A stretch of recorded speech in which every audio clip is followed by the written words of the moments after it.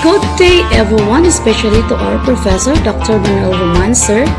Welcome to my presentation. Today, I will discuss about the general principles and consideration in preparing the educational budget. It is apparently clear that in the whole world, education is regarded by every government as a big industry. In the light of this, certain percentage of every nation's budget is allocated to education. These funds are needed to pay staff, maintain and improve facilities for teaching and learning, teacher quality and welfare and curriculum delivery, to access over 10 million out-of-school children and improve school safety, among other pressing needs of education. Meaning of school budget and budgeting, in realization of the urgent need to implement every aspect of educational policies, which could be distributional policies, curriculum policies, and pedagogical policies or resources policies, makes funding imperative. The school budget may be described as the process of preparing a statement of anticipated revenue and the proposed expenditure over a period of time. The school budget may be described as the process of preparing a statement of anticipated revenue and the proposed expenditure over a period of time. In other words, it is a process of preparing a summary of the programs in the school that will be reflected by the expected revenue. The budgeting process. Budgeting process demands that educational managers and planners should adopt a structural model for effective planning and control, since budgeting is part of the structured business model of planning and control. The budgeting process is time-consuming because it requires a detailed and systematic analysis of all estimated revenue and expenditure within a specified period. Both the expenditure and revenue should be presented item by item and in expected sections.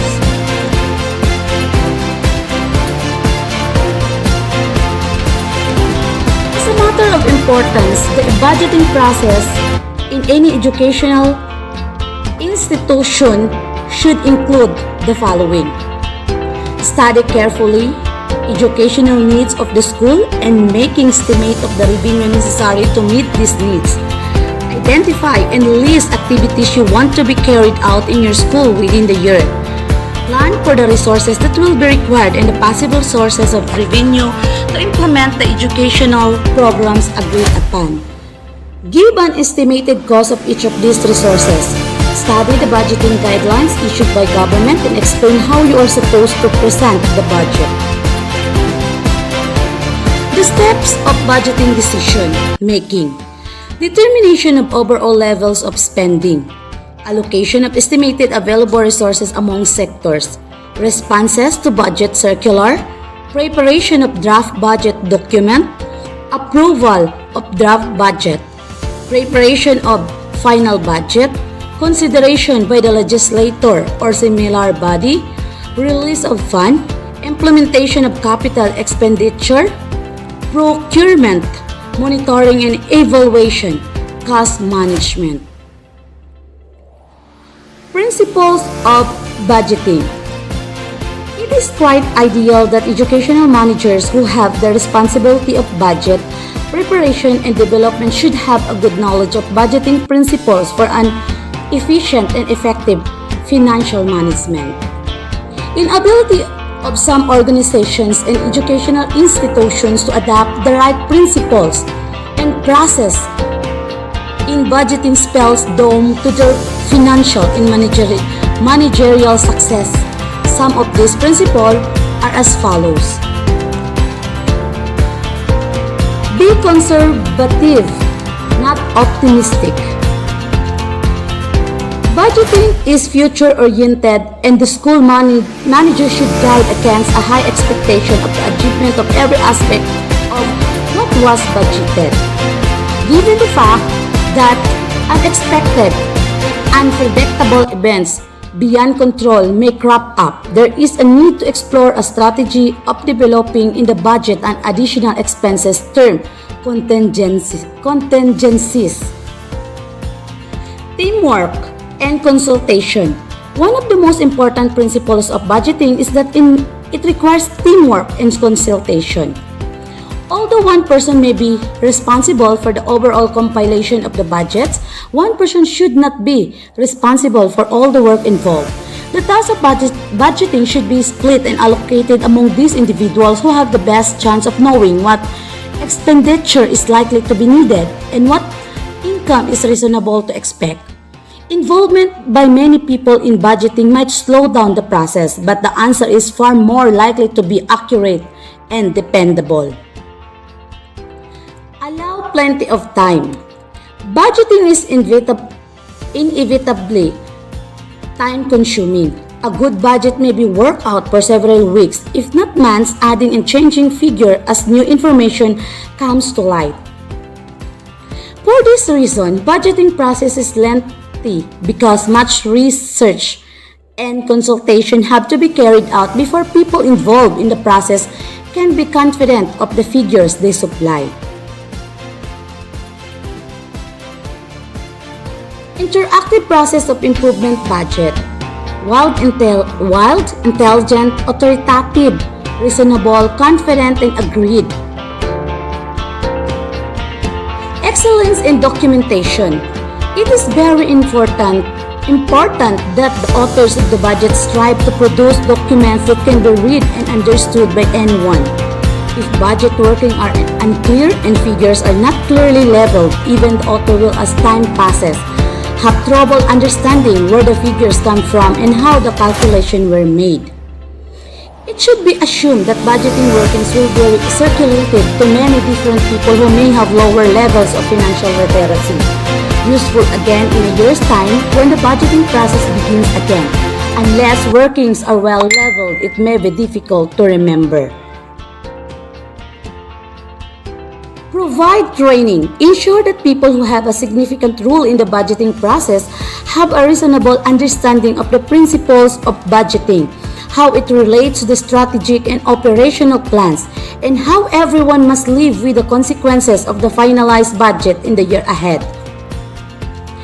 Training need only is a single meeting in which those who have experience of the budgeting provide knowledge to others involved who are less experienced. Get signed off. This is another one of the budgeting process which agrees to the final iteration of the budget. This agreement by those involved is often referred to as signed off. In other words, those involved add their signature to the final iteration of the budget. This ensures that there will be no argument later about who agreed to what. The principles of budget process. 4 major principles of budget process.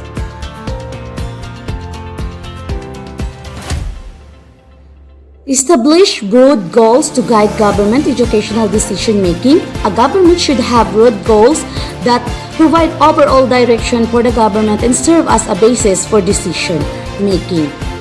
Develop approaches to achieve goals. A government should have specific policies, plans, program, and management strategies to define how it will achieve its long-term goals. Develop a budget consistent with approaches to achieve goals. A financial plan and budget that moves towards achievement of goals within the constraints of available resources should be prepared and adapted. Evaluate performance and make adjustments. Program and financial performance should be continually evaluated and adjustments made to encourage progress towards achievement goals.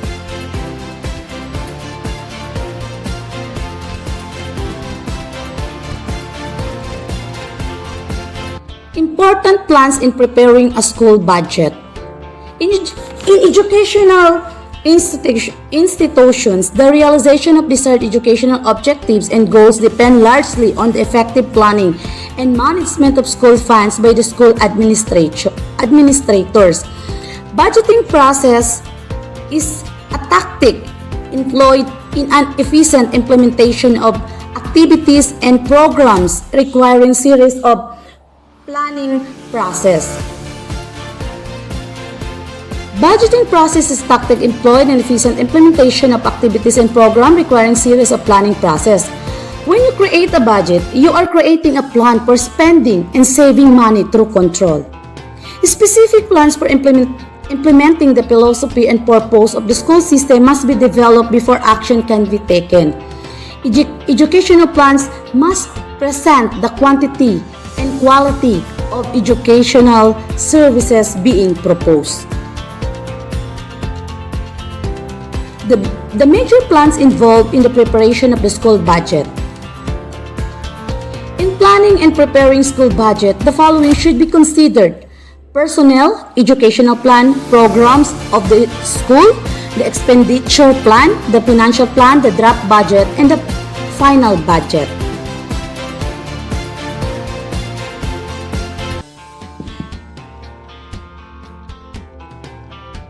The educational plan, which defines the policies of the school, its program and activities, as well as other educational services to be carried out.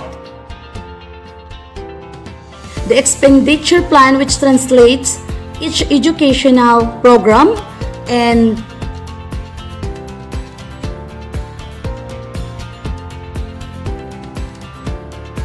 services into cost.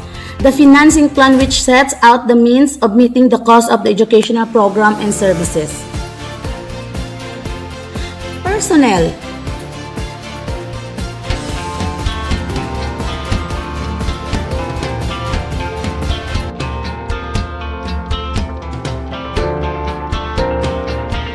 Personnel include all individuals who will have responsibilities in the budgeting process and should possess remarkable qualities to be able to effectively prepare the school budget.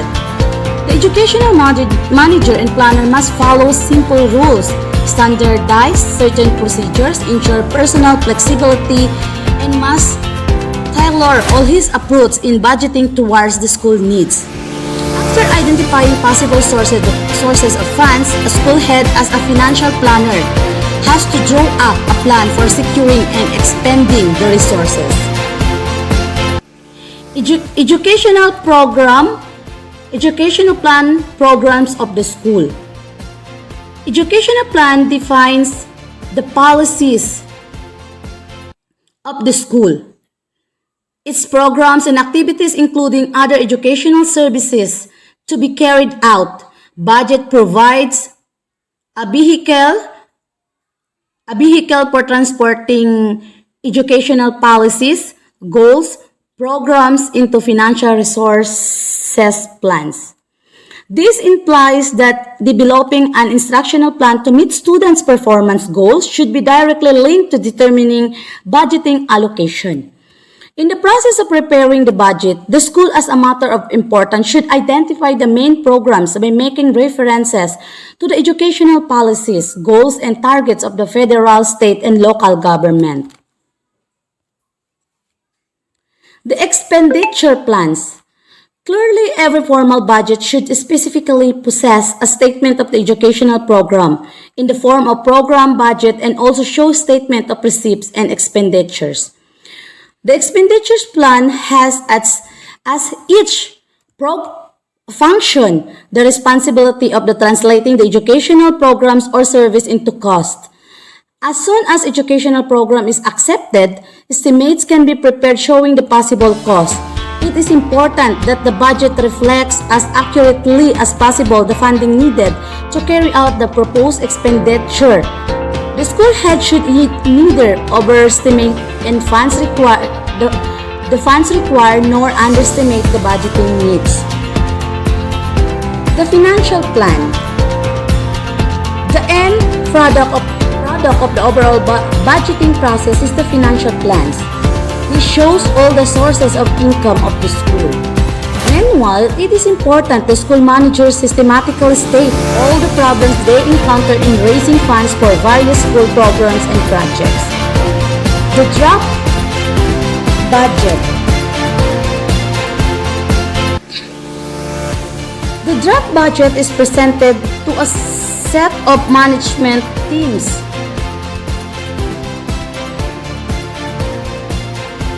Or the budget committee on education. The budget prepared will review in order to bring it within the probable financial ceiling. The final budget.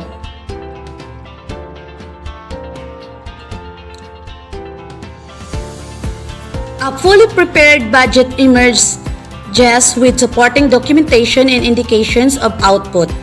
In addition to the already discussed 6 plans in the budget preparation is the revenue plan. The revenue plan is the detailed estimate of the receipt which can be used in the financing of the educational plan. Meanwhile, it is important that school managers systematically state all the problems they encounter in raising funds for various school programs and projects. The revenue plan is the detailed estimates of the receipt which can be used in the financing of the educational plan.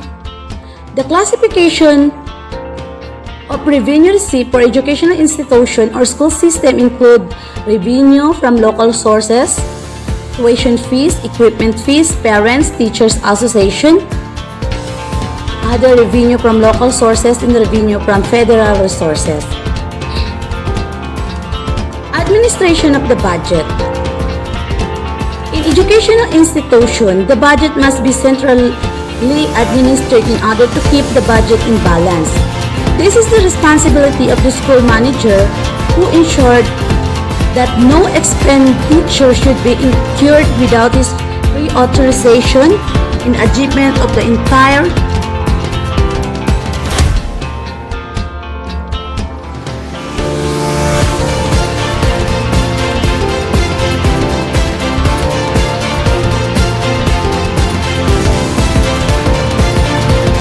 educational plan could be made reality.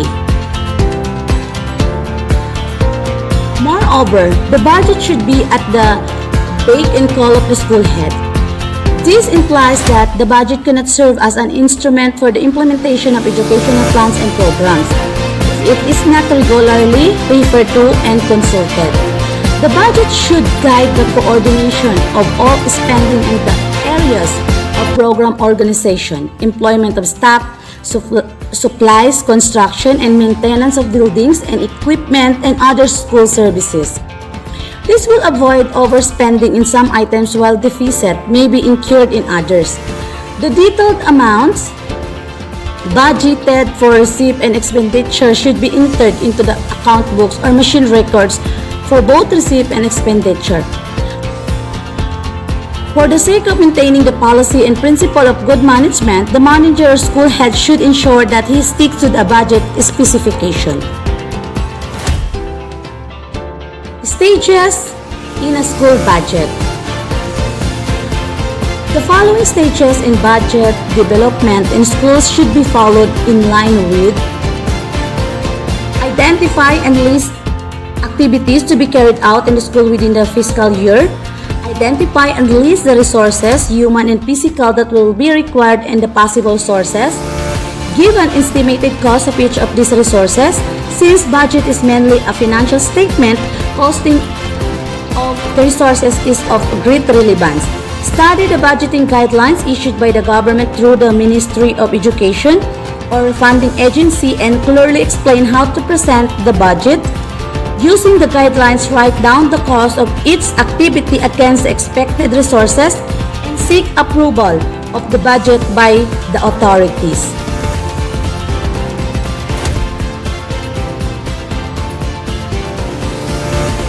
Adhering to these stages gives the head a sense of direction for the future, guides him in defining his proposal as well as limits him against financial excesses. Types of budgeting. There are most times a variety of budgets that can be prepared depending on the type, nature, and objectives of each organization and their program plan. Meanwhile, the most vital types of budget identified in the education sector are: line item. The term line item refers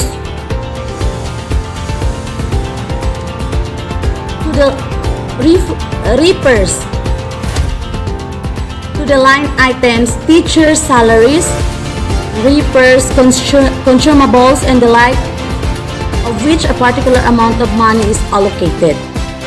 The specific items of revenue and expenditure are listed on line-by-line basis. It distinguishes requirements, and funds by balancing item one against the other. Line item budget is prepared with reference to the previous year's budget where possible sources of income and heads of expenditure remain the same. It is backward-looking in preparation and therefore does not deviate from the budget of the previous year and follows the tradition.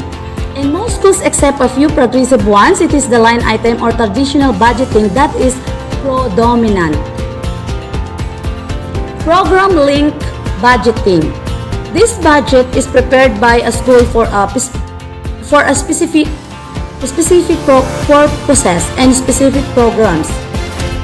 There is a linkage with government educational policies, goals, and targets in the budget. Identify the main program in line with government educational policies, goals, and targets. Identify the sources necessary for carrying out the program. This focuses on items and sub-items. A grouping of items, sub-items within a program is called a sub-program. Cost the program and sub-program in step. Prepare the budget with support documentation, nominal rules, and so on in the line with instructions for budget preparation.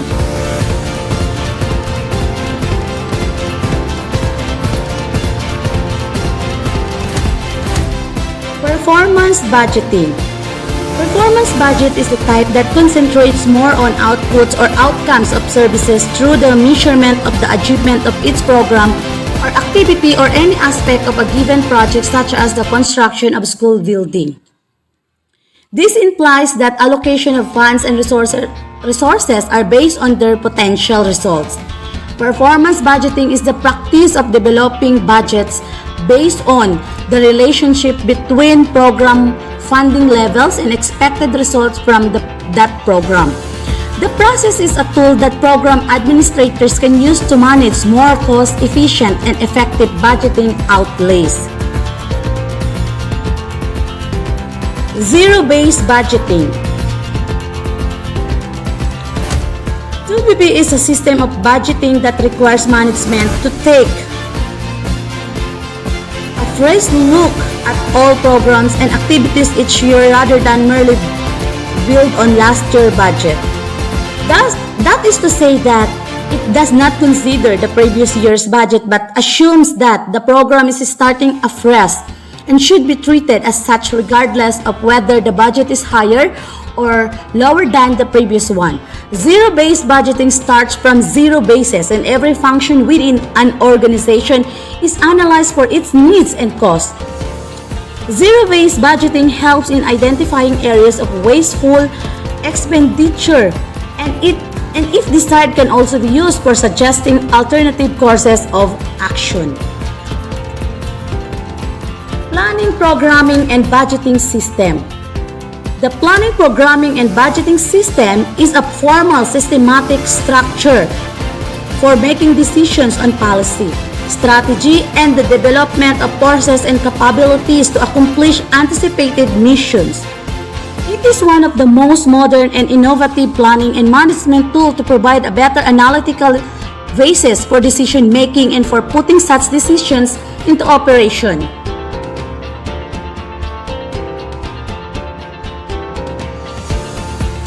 There are 5 elements that planning, programming, and budgeting system is made up.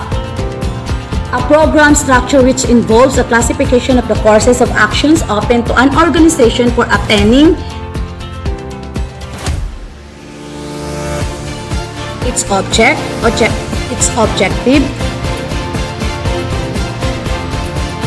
An approved program document that includes precise quantitative data on needs, resources inputs, and program outputs extending a number of years into the future. A decision-making process that establishes the function required by PPBS, an analysis process for measuring effectiveness, an information system that supplies the data required to implement the system, Incremental budgeting. Incremental budgeting makes use of the information in the budget of the preceding year.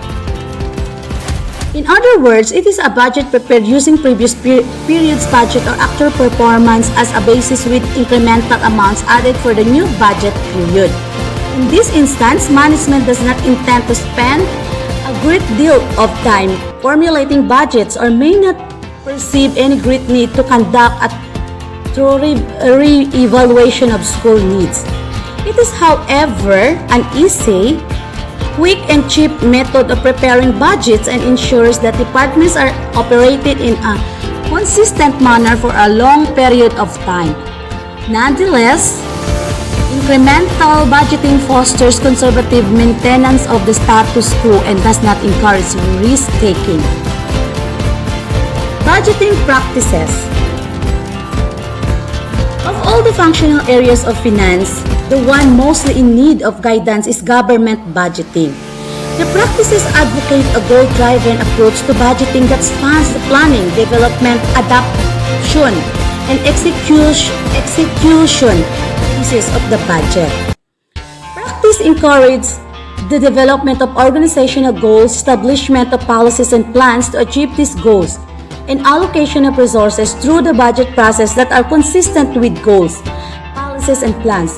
There is also a focus on measuring performance to determine what has been accomplished with scarce government resources. What the practices can do is enhance the quality of decision-making by encouraging practices that illuminate the key issues and choices facing a community.